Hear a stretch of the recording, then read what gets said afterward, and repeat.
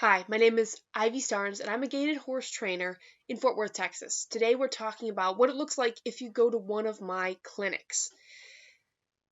I asked people if they had any questions, so I have a few of those, plus I'm just going to go over the format of what it looks like to be in one of my clinics. And if you have any questions, comment, and if the video is still live, I will answer them during this live video. So first, let me talk about, and I made a list, it's actually a pretty long list, but format. We do a little bit different format than other clinics. We don't have everyone ride at once. It's all individual lessons. And so I can have a maximum of 9 horses and riders, and we start about 9 o'clock, and the first rider brings their horse in. And on day 1, they show me what the horse does. So they tell me a little bit about the history, what they want to accomplish, and then they get on the horse and they move it out and tell me what gait the horse is doing. Just for like a couple minutes or longer if necessary, and then I hop on. Usually their goal is to get the horse to gait smoothly. Sometimes it involves cantering or training the horse to do this or that, but usually it's a lot of smooth gait, and that's what we focus on during the clinic. And then I hop on and I ride the horse. That's day 1 for the rest of the hour. And then usually I ride the horse on day 2 as well, and I'll hop on first. I don't need to see anything from the other rider. Day 3 is focus a lot on the rider and have them do what I just taught the horse to do. Head down, how to get gait, how to train the horse to side pass the mounting block, how to canter, all of those things. So that's the general format. Then at 10 o'clock, or a little before 10, the next rider comes into the arena to warm up, and they get on, and at 10 o'clock, we do their lesson, and so on and so forth until the last rider at 5 o'clock, and we end at 6. Now, we do work right through lunch. I will eat standing up. I won't take a break for lunch. So generally, you'll bring your own lunch, or some clinics, the lunch is provided for an additional fee, or it's included. Every clinic is a little bit different. Check the details and check with the organizer. Okie dokie. Next topic. Is it's open to any kind of gaited horse. It is open to McCurdy plantation horses, Icelandics, foxtrotters, Rockies, spotted saddle horses, saddlebreds, Tennessee walking horses, Rocky Mountain horses. I think I said Missouri foxtrot. So any breed. I'm open to non-gaited horses, but in my experience, none of them come because I have so many people out there wanting to do the gaited clinics. So I ride for the first 2 days mostly. There's been a couple occasions where the owner is in pain or just had surgery or couldn't be there, and I ride the horse exclusively during your 3 sessions. Let's see. It's very interactive. So if you've ever been to my clinics or watched my videos, you know how much I stop and let the horse rest. Well, during that time, we always take questions. So please come with your questions. There's no stupid question. If you're thinking it, most likely someone else is thinking it as well. So very interactive. It's not like there's a specific time. It's Q&A throughout the whole 9 hours of the clinic. So you get a lot even if you just come audit. The other thing is be prepared to train afterwards. My goal is to get you started on the right path, to get you started. So let's say someone's having trouble with head down. I'm going to try to fix that for you at the clinic, but you're going to have to continue it. So be prepared that there's more for you to train afterwards. Bring a chair. Comfortable is good. It is a 9-hour clinic. Plus, if you're riding in it, you're 1 hour lesson. So make sure it's comfortable and you're warm. If it's a cold clinic, make sure you bring a blanket, just in case. If you're participating in the clinic, and especially if you're coming from far away, bring all of your saddles and all of your bits. Just do that because most of the time the saddle fits fine and we don't have to change anything. But every once in a while the saddle doesn't fit and we have to try the saddles and someone's like, oh, well, I should have brought mine, but I left it at home. Same thing with the saddle pads, or they're like, I have this bit, but it's at home. So if there's anything you feel like you need to bring, just bring it. But when you first get on your horse, ride with whatever you normally ride in, or what you want to. Say if you want to transition to a snaffle and you want me to train in a snaffle, that's fine too. Be aware, I will have my bits there if you want to try them out. Sometimes I have them for sale, sometimes I don't. Lessons are videoed. So, not all lessons are videoed. We video a little snippets of each session for me to use from promotional material. But if you would like your entire session, all, about 3 hours, you can pay $200, and my husband Parker will be there, and he will have the professional camera, and he will video me. And I'm wearing a mic that will go to the camera, so you will hear very clearly what I'm saying. It won't be like hard to hear audio. You don't need, I say order ahead of time. All I need to know is I need to know the morning of, because otherwise we don't video entire lessons. That only happens if people are paying for it. Let's see. Don't worry, I'm gonna get some videos from before and after, and I'm gonna show the clinic in just a minute. I'm gonna finish going through these topics. Okay, it's all about softness. It's a lot about being soft, and I'm coming out with new videos hopefully next week that will talk about this. And I have some free videos as well. There'll be links in the description on my free training videos as well as the private training group. Don't be afraid to ask questions. Parker wanted me to tell you that tipping the cameraman is okay, but not required. Actually, you don't have to tip the cameraman. You've already paid for it, but he just wanted you to know if you want to bring, food or money offerings, he'll always accept that. Bring a lunch unless specifically provided. You come to learn no matter where your horse is. Now, we've seen a lot of people come that are like, oh, I will never learn how to gait because I just can't feel it. And I'm always telling them, don't wait for day 3. So be very positive with the progress your horse is going to make, and your horse will make progress. So just be aware that even if you're struggling, I want to help you, but be aware that we want to get past that struggle. Any level of rider or horse can come. I have worked with horses. Now I say any level. Please don't bring a really, really green horse. I did ride a horse that was very calm that only had 17 rides, and he did fantastic. And he was gaiting amazing by the end of the clinic. So even though he was green, he was very calm and had good training. And we rode him. Plus, I ride horses that are over 20 years old. And we have beginner riders and advanced riders. If you're more advanced, we're going to work on advanced things. And if you're more beginner, we're just going to work on beginner things because it's all individual lessons. You can work on whatever you'd like to. If all you want to do is cantering, we can do that. If you want to learn clicker training, you can come and I'll talk about it. If you don't want any food used with your horse, I won't use any. If you want to train your horse to come to the mounting block, that's something I commonly do. If you do, bring lots of food. Here's some questions specifically. Do I use my own horses? No, I actually do not travel with my horses. I drive or fly, and you only ride exclusively the horses that are there, so not my own. Do I offer a question and answer session? So yes, there's a question and answer session, but it's throughout the whole thing. There's no time in between. It's all day long. So please ask lots of questions. Best things you can do to train your horse before the clinic is about 4 to 6 weeks before the clinic. I'll send out an email telling you what to expect, and it'll include videos, links to free videos that you can watch that'll help you. For example, there's 3 things you can train your horse to do that will help you learn more at the clinic and get more out of it. 3 things. Okay. First is train your horse to have head down at the walk and faster speeds. If you have questions, message me. I'm happy to help. It will make the clinic more successful than if your horse is high-headed and I have to train it. Secondly, train your horse to mount from a mounting block.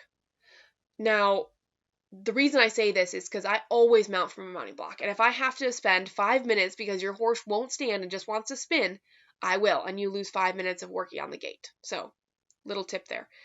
Also, the other thing is train your horse to do a leg yield. Now, this is more advanced. So if you can't do this, do the other 2 things. Standing at the mounting block and head down. But if you are able to get lessons or focus on anything, work on training the leg yield at the walk.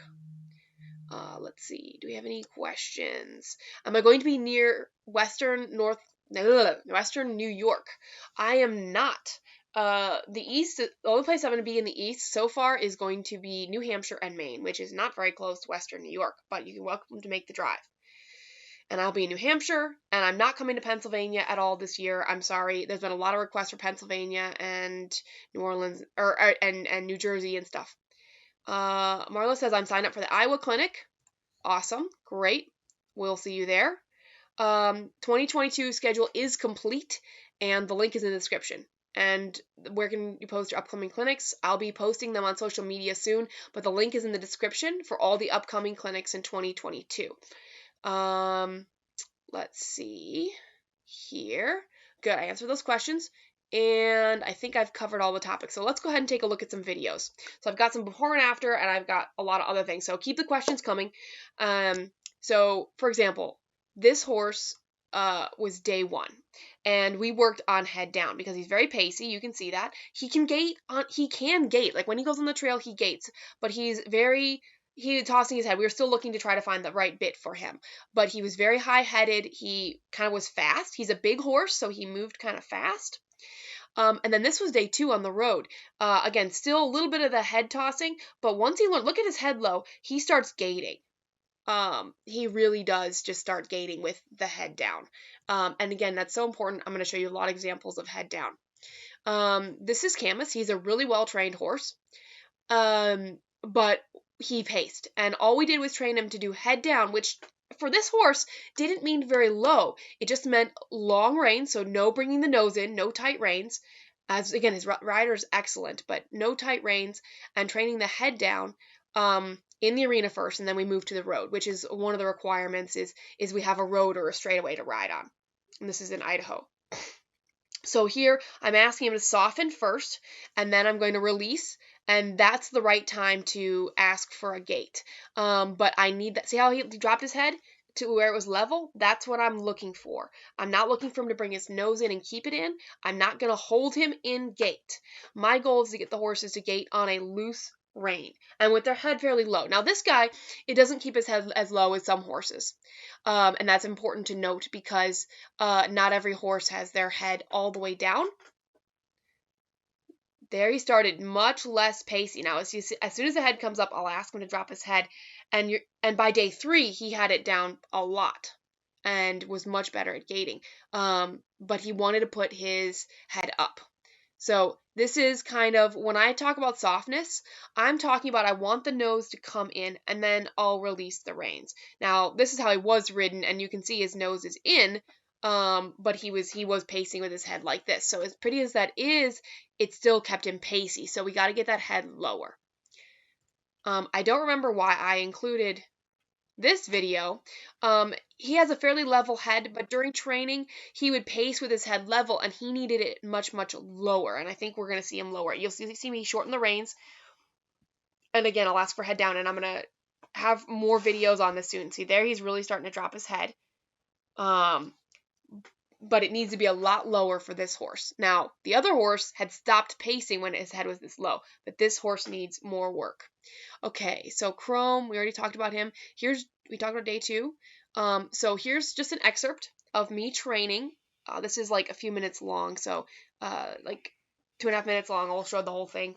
I'm training the horse to sidepass the mounting block. And I do use food for this. I don't have to. It speeds it up, but not everybody wants to work on this, but it's very fun to show at a clinic and something that can change in just a few days. We had one lady who said, while we got her horse gaiting, her favorite part was that her horse would never stand at the mounting block, and I did this training, and now her horse is perfect at the mounting block even a couple years later. It was like the best thing. Not the gaiting, but training the horse to come to the mounting block. So it's also just looks really impressive when you do that. And again, there's a free video about how to train this, and as well as the DVD. You can do whatever you'd like. I want you to show how relaxed it is, and I'm just kind of showing. My cue is to hold my hand up. So you notice I have the whip, but I start out with it not touching them. And yes, I was touching her there. And again, this is the very beginning of training, so I was trying to be very light and very soft, and I just want to show you this. Let's skip ahead a little bit. Okay, so here's the same horse with the mounting block, and at first she moves away because she feels pressure, and it's no big deal. I just stop her. And in the video, you can see the whole thing. And some of these horses, like Camus and Chrome, that I show partials on, they're all available in full at my private training group. So that costs $99 to join, and it's a one-time fee, and you're in for life. And there's hours and hours and hours of clinic videos and videos that are exclusive to the private training group. So, but you can see how this mare just stepped over. And again, this horse wasn't hard to get on with. We just wanted to train her to come to the mounting block rather than walk her up to it. And she's doing really, really well. So be aware that a lot of these videos, and like there's more mounting videos on the private training group, and there's a free video, and there's the DVD. So you have options. See how she stepped right, she lined herself right up, and I was patient. I didn't even lift my whip up. I just kind of waited. So that's just super important for you guys to see that a lot of times it's patience. All right, let's see if we have any more questions. Not coming to PA. And the link is in the description. My horse is doing awesome with the mounting block at home, but going out on trail is a different story. Yes.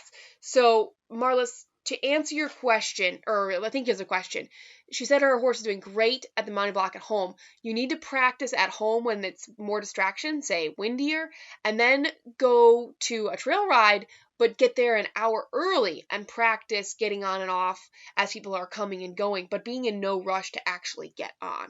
That's a great question. But again, I wanted to say that all these videos here you're going to see. So this guy here, this is before and after. So this is day 1. And he was very, very hot, very worried. Had his head up, did not gait. He was very pacey. And you're going to see the before and after here. And his video, the complete video, is on my private training group, which, you don't have to join. You can watch just the free videos. And here we were working on softness and head down. Again, you're going to see that in the full video. But very pacey. And he had a big problem with speed control. As soon as you let go of the reins, he would speed up. Does that sound familiar? Well, this horse did it. As soon as I loosened the reins, he wanted to go faster. So we worked on speed control, we worked on softness and relaxation and dropping the reins. And then you're going to see in this video, it's not that he's perfect, but he's starting to drop the head and starting to gait as he kept his head down, and we had quite a lot more speed control. See, look at that, almost gaiting right there, where before he was just pacing. And again, his complete video is available. And let me know if you guys want to watch more before and after videos. I have 2 more that I can show you. Let's see. Shanna says, when I first got Lily, she was hard to mount. That was one of the first things I worked on, and she's so happy she did. She steps over and is great now. Yeah, it's so funny. When I do the side pass to the mounting block at a clinic, it's about the most fun thing people do. Like, they're more impressed with that than me getting a horse to gait in the 3 days. They are more impressed with stepping over. But that's something we can work on if you want. But if not, please work on it at home, because my goal is to never mount your horse from the ground. And any kind of mounting block works. I don't care. It just, your horse needs to not be terrified of that. And I know sometimes at a clinic things are a little different, and that's just how it goes. We did the mounting block. We think we talked about everything. Let me double check. Format. Any gaited horse. I ride a lot the 2 days. I ride all the horses. Train your horse to do head down, mounting block, leg yield. Prepare to train afterwards. Let's say I get your horse gaiting, you're still going to have to keep training. Bring all your saddles and bridles. Bring a chair. You can get the lessons videoed. Parker accepts tips.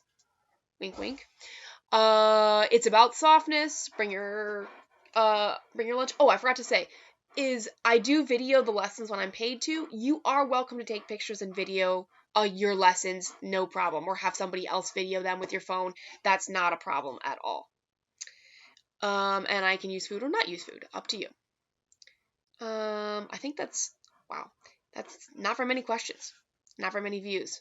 That's okay.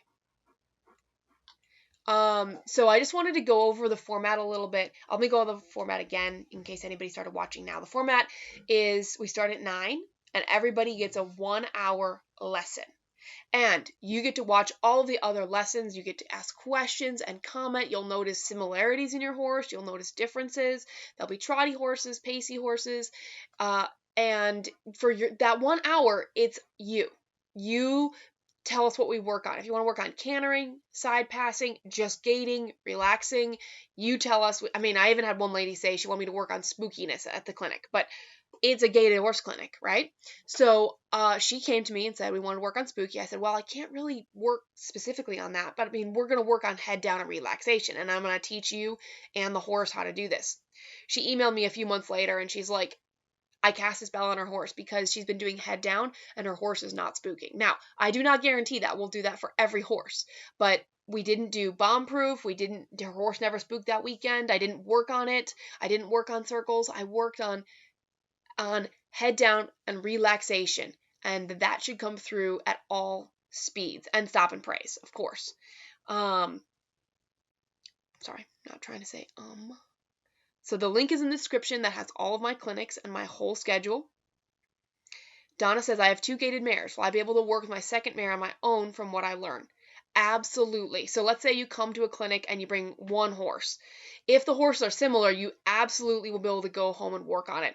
You are welcome to bring 2 horses and divide up your lessons, but be aware, if both horses have a huge trouble, it's going to be hard to fix those 2 problems in one session.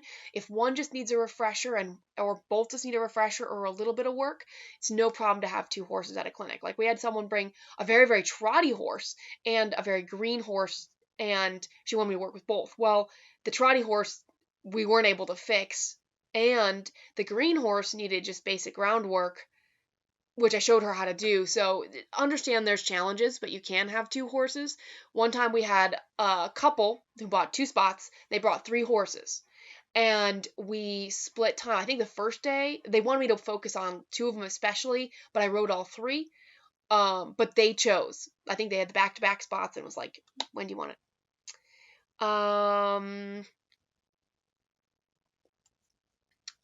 Yeah, that's mostly it. This mare is kind of fun. I'm just playing this video for fun. She, again, like most horses, was a little more pacey, so we needed head down. She'd already been trained to be soft. She was a well-trained horse. Just, we needed to do head down, which is why I'm kind of showing this video for you to see how much head down matters. I can't emphasize it enough. If you can work on this ahead of time, it'll be beneficial.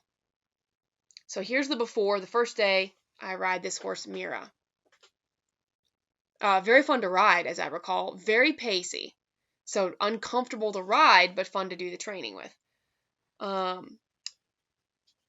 So usually at the beginning, I get a horse to do whatever the gait they do, which for like her was pace. She's walking fast. There she goes. Now she's pacing, or doing stepping pace technically. And then she paced. And see how her head goes up? That's right where I'll work on, softness and head down. And I start doing it right away with this horse. Always, always, always. The first day we work on head down. I'm skipping ahead a little bit. So here's day 3, where we've already worked on softness and head down. And it's like there, she pops her head up and she starts pacing. And as soon as she softens and drops her head, she starts gaiting. So I'm going to send you, most of the time, we're going to have pacey horses. I'm going to send you home with homework of keep working on head down. So the more you work on head down now or before the clinic, the more successful the clinic is going to be in terms of what I can accomplish with your horse in 3 days. And there again was a little bit of gait. Let's go back. So ask her for head down. Ask her to keep dropping her head. I'm not trying to hold her in gait, but I'm asking her for head down. And if she does, I'll release the reins. And if she gaits, I'll slow her down and stop and praise. So head down is important. Standing at the mounting block is important. And knowing a leg yield, if you have someone that can help teach you, that's perfect.